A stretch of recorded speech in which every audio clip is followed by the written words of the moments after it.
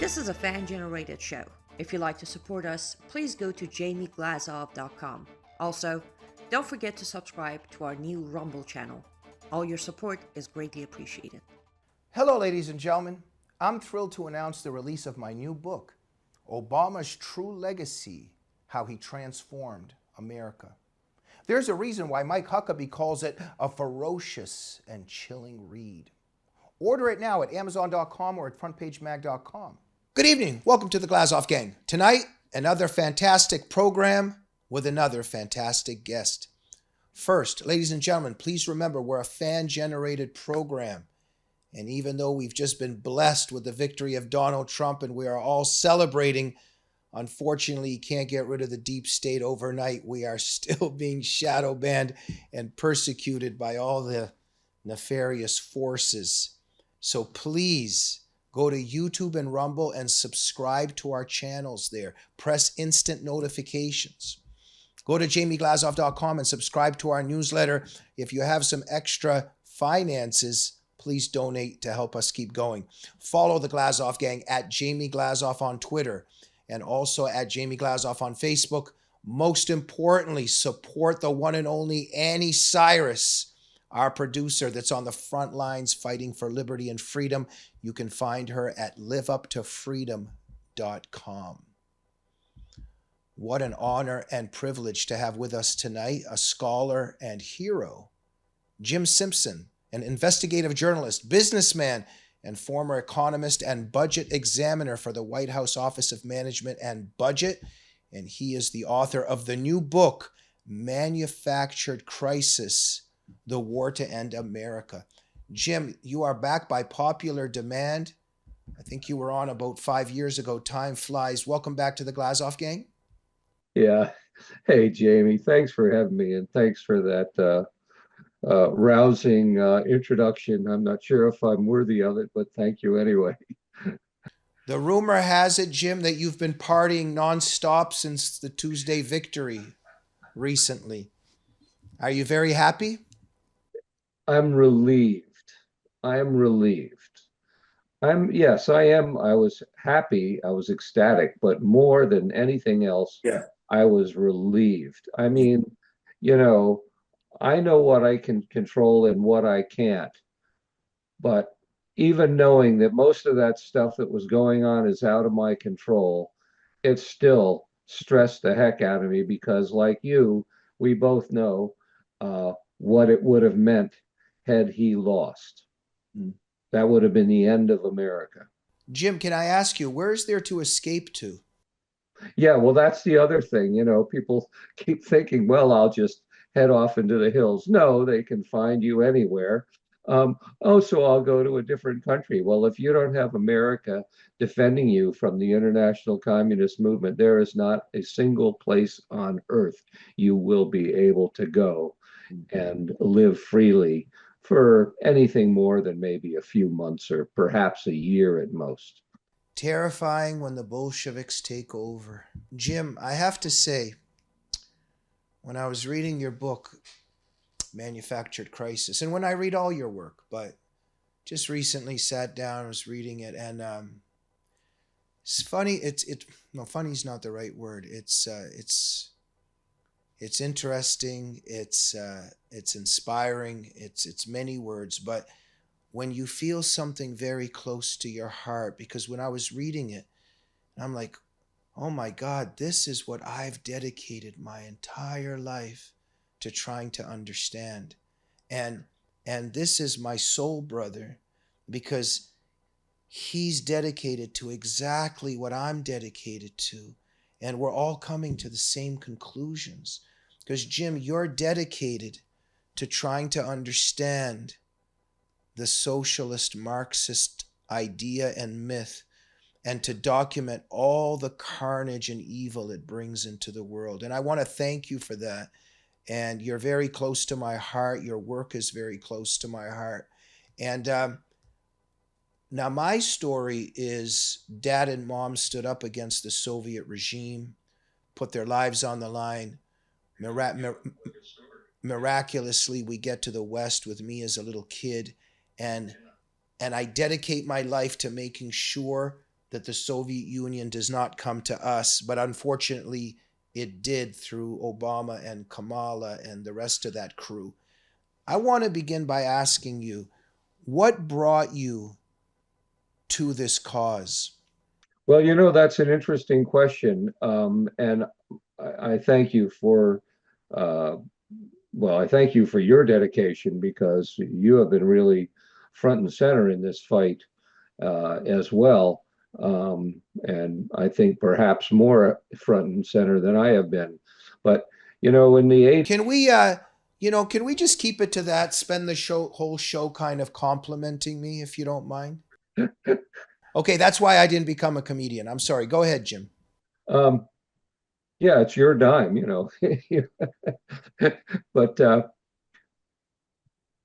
in the 80s when I was in grad school and I got my economics degree and I really didn't know a lot at that time. I was a Republican. Uh, I voted for Reagan, and in fact, I voted for Nixon, even though at the time I was a registered Democrat, because like all young kids growing up in the, 60s and early 70s, we were all inspired by Kennedy and we were all quote unquote anti-war. And I just wanted to fit in with the crowd, so I became a Democrat. But, common sense prevailed, and the first time I could vote was in the 1972 election. I voted for Nixon because he made sense, and McGovern certainly didn't.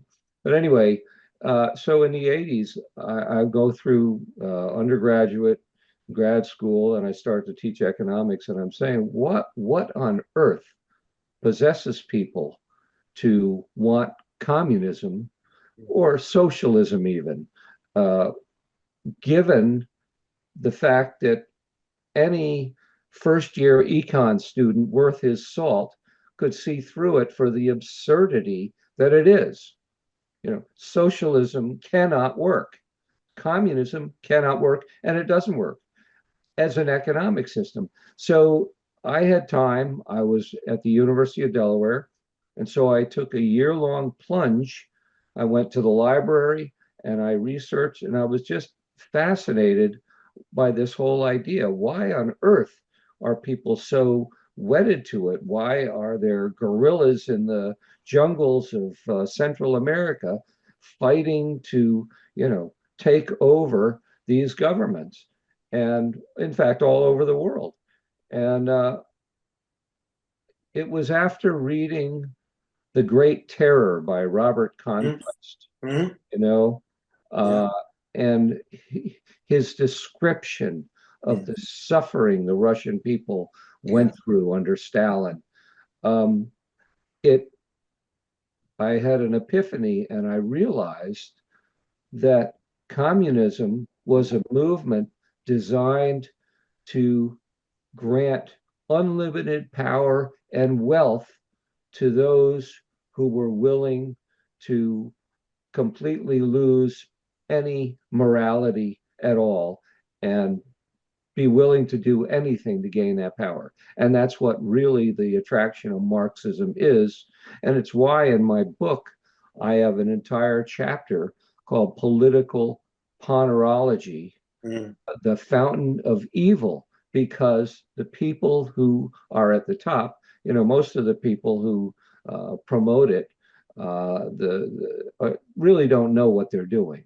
They think they're promoting an ideology. They think they're promoting a vision of utopia that's never existed before. And they are very self-righteous about it. But the fact of the matter is that they are all being used by a group of monsters, really monsters, who want to use the techniques of communism, the tactics, the strategies of communism to seize power, everybody else's wealth, and live like kings and mass murder people to prevent them before they can even begin to protest. And I didn't sleep for 3 days. I didn't sleep for 3 days when I realized that, and that was 1987. And then shortly after that, I went to work in the Reagan White House. It was I was a career staff. I wasn't political, and it was a low-level job. I mean, I was a junior economist, a glorified, number cruncher. Um, but I saw it, just how far that poison had seeped into our political system, and especially when I got over to the budget side. I totally agree. I don't think we're in disagreement here. I just want to add a footnote. Definitely, there's the monsters that are plotting all of this, and there's a lot of useful idiots, naive people just attracted to this fairy tale of communism. I got that, but I don't want to let them off the hook too much, because somewhere still, like, let me put it this way: those people who believe in Jesus Christ, or our Jewish brothers and sisters that believe in God, and we just might have different faiths on several realms in that context, but we see ourselves as imperfect, and we see and understand that in a lot of ways, one of the main elements of life is to ask for forgiveness from God, and to know that we're not perfect, to know that, and because we're not perfect, we can't build perfect institutions, and that perfection is up there, doesn't come from us. We can't be gods. If you believe that, you're not going to be attracted to the leftist myth. So even though they're naive and idiots, or maybe mean well, there's some assumptions in their nature which lead them to that. There's a flawed narcissistic pride that still leads them, and let's not let them off the hook too much, right? No, absolutely right. There's two ways you can live. You can live according to the Spirit, where you believe in God. I personally believe that Jesus Christ is my personal Savior, um, and recognize your imperfection, and that gives you humility. Mm-hmm. Or you can live your life fueled by pride, and ego. And that literally defines the left, literally Yeah. defines them. Mm. You can't tell them anything. And the Yeah. reason isn't because they know anything, because obviously, if they really knew what they're talking about, they'd be horrified. And Jim, the way that they're screeching right now on TikTok and on the, yes, it's connected to, they feel that it's the demons that feel that child sacrifice is being taken away. It's a whole bunch of things. Power is being taken away. But it's this thing too, the reminder that they can't be gods and that they're not God. It's connected, isn't it? Yeah. Oh, it absolutely is. And like I say in my earlier book on Marx, uh, it's the oldest sin on earth. What the Satan said to Adam and Eve in the garden, that you shall be as gods. Yeah. And that's the huge temptation. That's the beginning of the leftist idea, right? Absolutely. That's it. That's it. And because they, you know, have no religion, they have no honest religion. Let's put it that way, because some of these people, they go to Methodist churches, they go to Lutheran churches, and I'm sure there are some good ones out there, but most of them have long since tossed the Bible out the window. You know, they have completely dispensed with it in the effort to be politically correct and to keep their numbers of attendance up.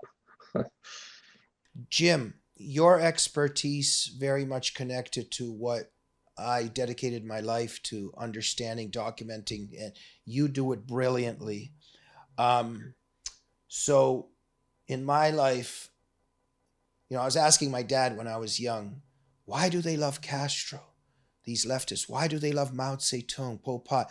And when I was 13 years old, I came downstairs and there was a book by Paul Hollander, Political Pilgrims, on our dining room table. My dad had left it there for me, and it changed my life.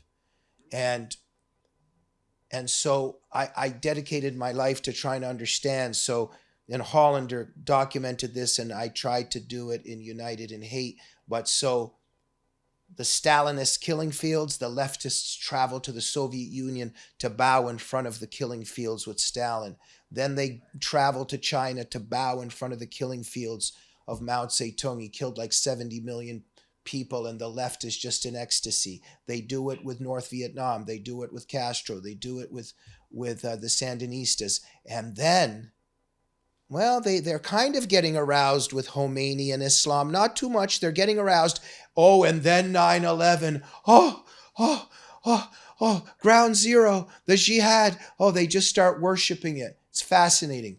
And you brilliantly document this. Some years back, you came out with the red-green axis. Tell us about this lust that the left has for communism as well as jihad. Yeah, well, I think that really it's honestly hard for a sane person to understand. I mean, uh, I think most of the kids that are out there demonstrating it in the grounds of Columbia and Harvard and wherever else, they're really just following the crowd. Mm. Most of them are following the crowd, and they have the problem with the young people, and it's a generational. It happens with every generation. Every generation comes up, and you have young kids think they know better than their parents, right? Yeah. I was like that when I was 18. Oh, I thought I knew it all. And what's the bumper sticker? Hire a teenager. Well, he still knows everything, you know.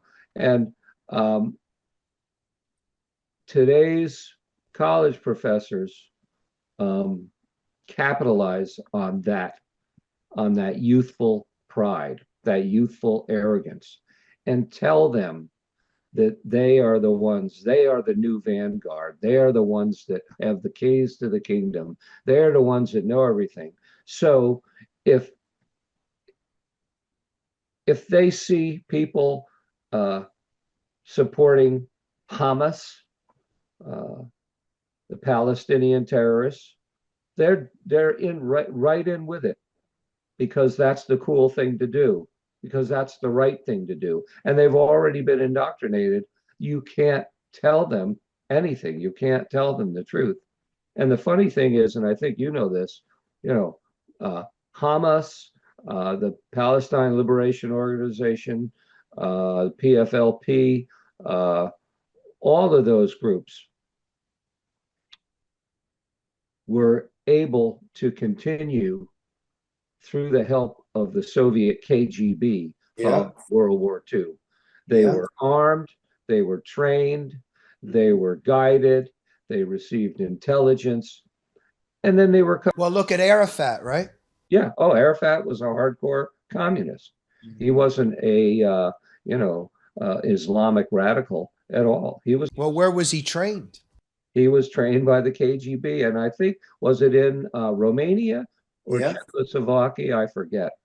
But yeah, no, and actually, as I'm sure you know from Alexander Litvinenko's book, Allegations, that Ayman al-Zawahiri was also trained by the KGB. He was a KGB agent, the second in command of Al-Qaeda. And of course, he came out of the Islamic Egyptian Jihad, which came out of the Muslim Brotherhood in Egypt, and the Muslim Brotherhood in Egypt, which was and remains the largest Islamic radical terrorist organization in the world today. Once again, Hassan al-Banna was a socialist, even back in the late 20s when he founded the Muslim Brotherhood. He was a socialist, and so they have been guided all this time by the communists. Yes. Yeah, and so yes, they have a belief that in the caliphate or in the 12th Imam or whatever the heck they They want to think, but the people at the top know who's guiding the ship. Absolutely. And they know that really all they want, same thing, power and wealth. Thank you, Jim. And absolutely. And then, you know, it's a mutated diabolical carbon copy of Jesus, because Jesus gives his blood for our redemption. And then the leftist Marxist enterprise, human blood will redeem the earth. So they kill as many people as possible. And so Sharia, jihad, they're going to cleanse the earth with ground zero. The communists are going to cleanse the earth with ground zero. And then they build their paradise on those ashes. And you document that this is happening in terms of the war on America and what the left is doing. Just destruction, destruction, destruction. And you do a brilliant job in your book. And it's all got to do with manufacturing crisis, which is the title of your book. And so, Jim, anybody with eyes to see, there's an invasion. There's an invasion of America. 10, 20, 30, 40, even some estimates have over the years and over the decades, these illegals coming in. We don't know who's there. ISIS, Al-Qaeda, Taliban, Chinese nationals, cartel. It's an invasion. We look at what's happened in Europe. This is all calculated, just flooded with believers of Sharia and other elements. Tell us about this destruction and war on America and on the West that you document. Okay. Well, in terms of the invasion, you know, the European invasion in 2015, that was also a deliberate provocation by by Russia with the help of Angela Merkel in Germany. And most people think of her as I forget, is she a Christian Democrat? I forget the party that she belonged to, but she is an East German communist. She was raised in East Germany. She became a leader in the young communist movement. And then when the wall fell, she, along with many other communists, infiltrated their way into the West, and she worked herself into the annals of power and ultimately to become chancellor. And in 2015, when the Syrian civil war was going strong, and there was already some refugee camps in Lebanon and elsewhere, under the pretext of bombing ISIS, the Soviets began bombing, or the Russians, however you want to call them, began bombing civilian areas and basically forcing them to flee. And then when that began to happen, they opened the floodgates. Europe opened its doors and said, come on. And people from the world over, not merely Syria, all over the Middle East, all over Africa, as far away as Afghanistan, began flooding into Europe. And because of the agreements by the EU, all of the EU nations had open borders. So they all had to let them in. And but that was a trial run. And I knew it was going to happen with us. But Obama had started it at a trickle around 2012 when he founded Deferred Action for Childhood Arrivals, you know, DACA. And but after that huge migration invasion of Europe and the terrorism that followed, I knew that's what we were looking at next if we did not get a strong Republican elected. And we did in 2016 with President Trump, and he tried to shut the border. He was opposed by his own party, which was nuts. But he was finally able to close the border. And then, of course, we had COVID, and then we had the Biden administration, which opened everything up. And there's between 30 and 50 million illegal aliens in this country today. It's nothing like the much lower numbers that they see about in public. Terrifying. We're able to have wonderful people like you to talk to because of our sponsors. So we're going to take a sponsor break. Looks like you've been sleeping well. Megan, he's back. The My Pillow guy. And you're looking good. Still feeling good. Well, just when you thought it couldn't get any better, we've got the best pillow ever, My Pillow 2.0. Wow, it's so soft and smooth. It's cool to the touch. How did you do that? Well, we took My Pillow's patented fill and combined it with this new technology that we didn't have back then when I invented My Pillow to bring you the best pillow in history, My Pillow 2.0. Just like all of you, I never imagined that My Pillow could get any better. That's why I haven't changed it in nearly 20 years. Then I heard about a revolutionary new technology, and I knew I had to bring it to you all. My Pillow 2.0 is truly the next generation of My Pillow. The My Pillow 2.0 is cooler and softer than the last My Pillow. It is so comfortable to sleep on at night. I look forward to going to bed, and I wake up well rested in the morning. Sleep is all about temperature and height.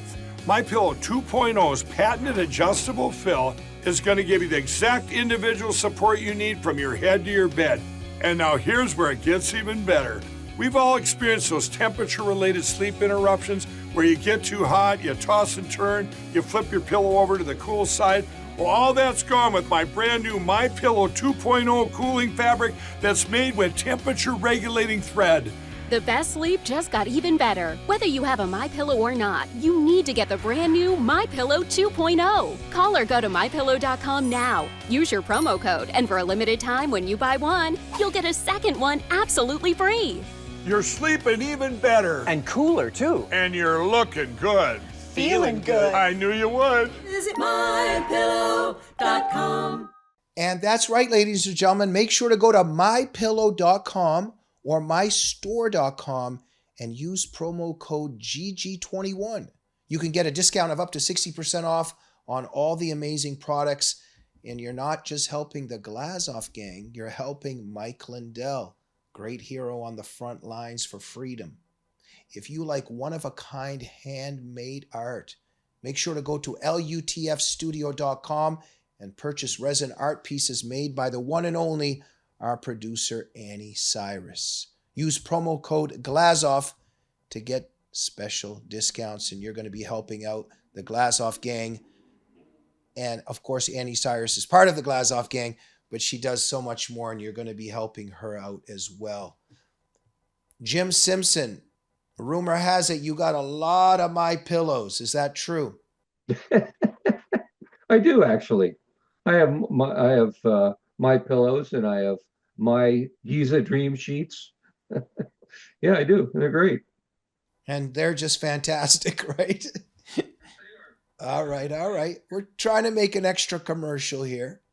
That's fine. While we're at it, do you mind if I show the cover of my book to your audience here? All right. We've moved on from My Pillow to Manufacturing Crisis. Go ahead. There it is. That's the book. It's got a very powerful cover, and it's available at Amazon.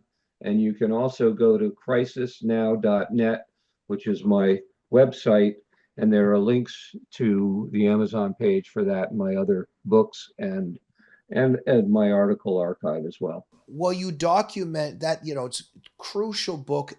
Look, everybody that's watching right now, you got to get Manufacturing Crisis. Buy an extra couple copies for your family and friends, and also for some of the radical feminists that are crying on TikTok right now that Kamala lost.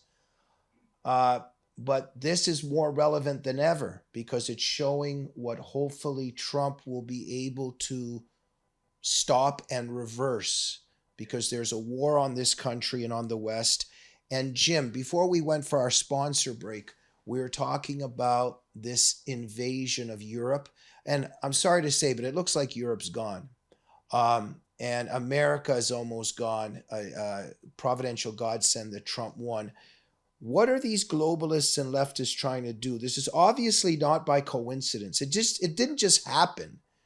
This is there is an attempt to, and they've been doing this for decades, as you document, to destroy Western Europe, destroy America, and then I guess on the ashes of Western Europe and on America, they will build this global Bolshevik technocratic state, right? Absolutely. Absolutely. Yeah. And it will all serve the tiny elite at the top. And the rest of us, those of us who survive, will suffer. We will suffer. And, you know, there's nothing new about this. Marx himself said, you know, the only way to get rid of the West is to destroy it root and branch. And the only way to defeat the West is to destroy it root and branch, tear capitalism out by its roots, and bury it forever. And all of them thought that way. All of them thought that way. And of course, they had the luxury of never having had to actually put their alternative universe into practice. They had no idea how it would work. They had no structure. They provided no structure for government like we have. They had no rule of law. There were no guidelines. And what happens when you have a situation like that? Well, naturally, the very worst element floats to the top.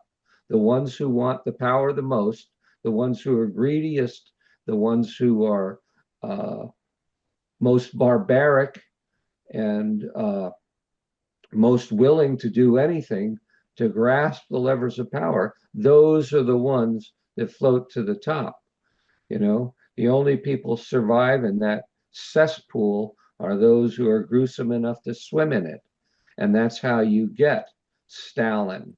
That's how you got Lenin. That's how you got Mao, Saddam, the Kims, Castros, you name it. There's monsters, all of them. And the funny thing about the globalists is really, well, like, for example, Klaus Schwab, the World Economic Forum, as you know, he has that bust of Lenin on his shelf in his office behind his desk, which really, to me, tells you who he is. But a lot of those people are going to be swept away. They're going to wind up just as dead as the rest of us, and they don't know it because they think that they're going to be part of this elite. But the communists don't share power. The ones that take the power, and they keep it for themselves, and they're very greedy about it. And you know, the United Nations is not a globalist organization. The United Nations is a communist organization founded by Alger Hiss, the most notorious traitor in history, who wrote the UN Charter, along with a number of other communists and Council of Foreign Relations people who had tried first with the League of Nations. They created a structure that right from the jump advantaged the Soviet Union over the United States. You know, they gave the Soviet Union 3 votes in the Security Council for America's 1 vote.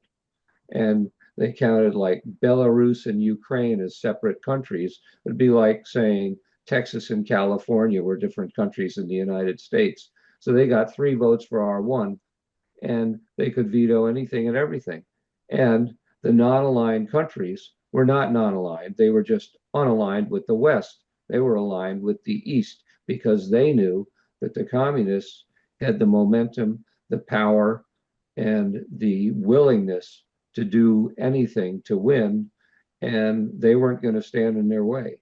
So the UN is a communist organization, and it is dedicated to promoting the communist cause, which is led to this day by Russia and China. And Jim, you point out that Alger Hiss who was very much at the right hand of Roosevelt on many levels. This was a guy working for the KGB.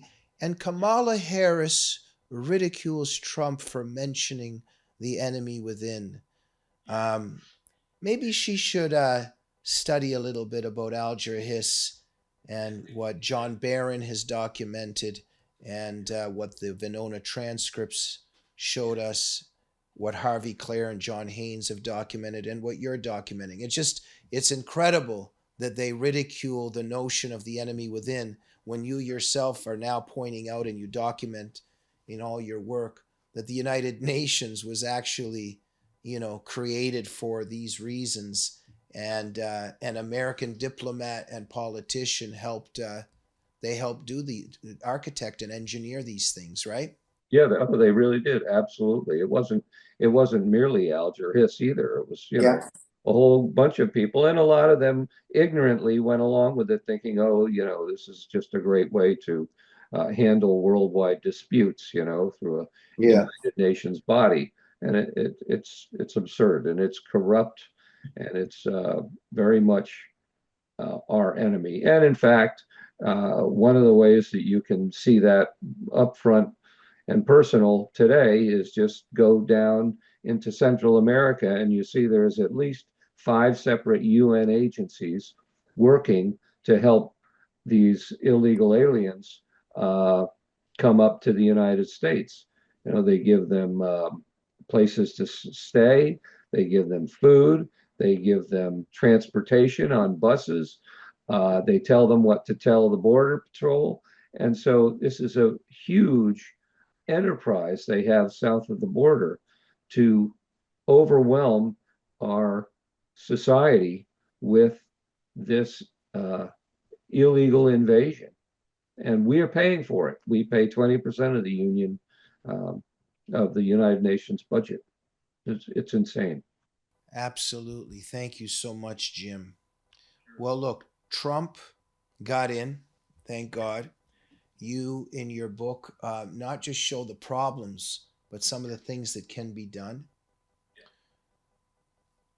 If Trump phoned you and asked you your advice, what would you tell him right now? Well, I think I'd rethink some of his cabinet picks. There are some very good people that are not on the list that I believe should be on the list. That's one thing.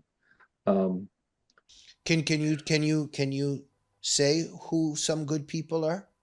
Yeah, well, and it may well be that he was asked and he turned it down. But one of my favorites for either Director of National Intelligence or probably even better, Department of Defense would be Eric Prince, was the founder and CEO of Blackwater. He's a U.S. Navy SEAL, decorated combat veteran, U.S. Navy SEAL, and the man is smarter than a whip, and he knows everybody in the defense establishment, and he has, he's not afraid of anything. And he's the kind of person, and he has amazing organizational skills. He whipped up Blackwater. They were in the run-up to the Gulf War. They didn't have nearly enough people because during the drawdowns of H.W. Bush and Clinton, with the peace dividend, so to speak, there weren't enough people in the U.S. military to engage in a war even with Iraq.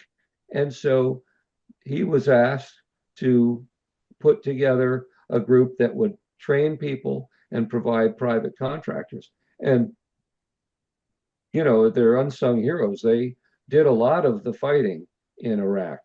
And he put that thing together in months. And it would have taken, a bureaucracy years to do that if they could have even done it. But he did a miraculous job. He's a brilliant guy, a great tactician. That's the quality of people we need in places. The most important positions are in defense and in the national intelligence. And the national intelligence, the intelligence agencies need to have cleaned house. They need to have a lot of people just taken right out because they're working against us. Okay, Jim, you document in your book, we've got fentanyl coming across the border. I mean, in terms of even the statistics, the amount of young people dying from fentanyl compared to even how many of our soldiers have died in some of these wars. I think all wars, actually. I underestimated that. I said the last 3 wars. I think it's more like the last 7 wars. This is a war on us through drugs. We've got the transgenderism mutilating our children. I even think about Hamas holding American hostages. I really hope Trump will get in and just take on an approach that Biden and Kamala didn't, but just choose one of those in terms of fentanyl, the border, this transgender issue, Hamas, perhaps Russia, Ukraine. What are you focused on right now, and what could Trump do? What should he do? Well, I mean, all of those things. I don't think there's any one thing. They're all extremely important. Of course, sealing the borders has to be first priority, and beginning to deport the illegal aliens in a massive way. And I think I actually could help with that. I wrote 2 books on immigration, both the Red Green Axis books, and I think I could actually help with that, because it's not merely a problem of us having an open border. It's a problem that once again was instigated by the left in Central America to make conditions in those countries so unbearable that when the doors were flung open and they were told they could come north with the help of all these UN agencies and about 100 tax-exempt nonprofit groups, they just grabbed their stuff and went. And in Guatemala, and specifically, there were economic development programs going on in the countryside, the very poor countryside, mostly indigenous people living there, and the guerrillas, the communist terrorists that started in the 1960s, underwritten by Castro, to take over Guatemala. They were defeated by those indigenous people with the help of the Guatemalan military, and they were shoved back into a teeny little corner in the northeast of Guatemala. And the American State Department arm twisted the Guatemalan government to install an attorney general, Claudia Paz y Paz, who was the daughter of a man who was the founder of the largest guerrilla group. And as soon as she became attorney general, she declared that these guerrilla groups in the Northeast were no longer guerrilla groups. Now they were civil rights groups, and they could have free reign throughout the country. And so that's what they did. And they came in and they began wreaking havoc. They destroyed all of the infrastructure projects and all of the economic development projects that were going on in the country. And they made it literally a place that was impossible to live in. And they terrorized the population. And this was all under the provocation of the United States State Department. This was a deliberate strategy instigated by the US State Department to install radical left communists in key positions in government. And in fact, as soon as Claudia Paz y Paz was installed,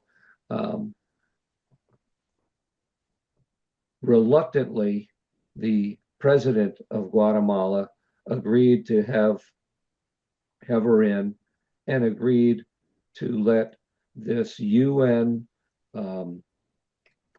anti-corruption council come in. And as soon as he did that, they arrested him and threw him in jail. Crazy. Jim, thank you so much for that. Unfortunately, our time is up.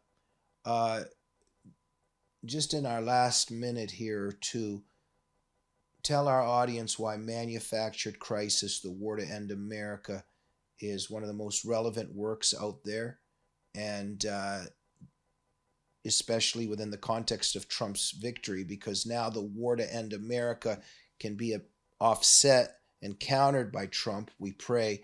But let's just end on that. Why should our audience get your book? Well, because first you have to understand what all the crises are that they have manufactured. You have to see those areas where they have gone and the crises that they've created and the results they hope to get from it. And the people who did these things and are doing those things today. You learn a lot about that in my book. And then at the end, you're going to have a very long chapter that describes the many different things we can and actually must do to turn our society around. And it's not going to happen in 4 years. It's going to take generations for us to recapture our culture from the radical left. And it will require a war on many fronts. Universities that continue to push these radical programs, they'll have to be defunded. State universities, they should lose any funding if they have DEI programs, if they have all of these pointless degrees that just churn out radicals who can do nothing but be radicals. And so there's just so many things in so many different areas. We have to take a whole government approach to go at it whole hog, and we need to get the best people we can in each individual area to attack it and turn our ship around. Well, Jim Simpson, you are a gentleman and a scholar. Thank you so much for being a truth teller. Thank you for documenting and exposing the threat to America and to freedom. Thank you for exposing the left for what it really is. And all power to you. And we hope to see you back on the Glazov Gang soon. Hey, Jamie, thanks so much for having me. Thank you very much. Thanks, Jim. Privilege and pleasure. Ladies and gentlemen, Manufactured Crisis, The War to End America by Jim Simpson. Get it now. And we'll see you soon on the Glazov Gang. Good night.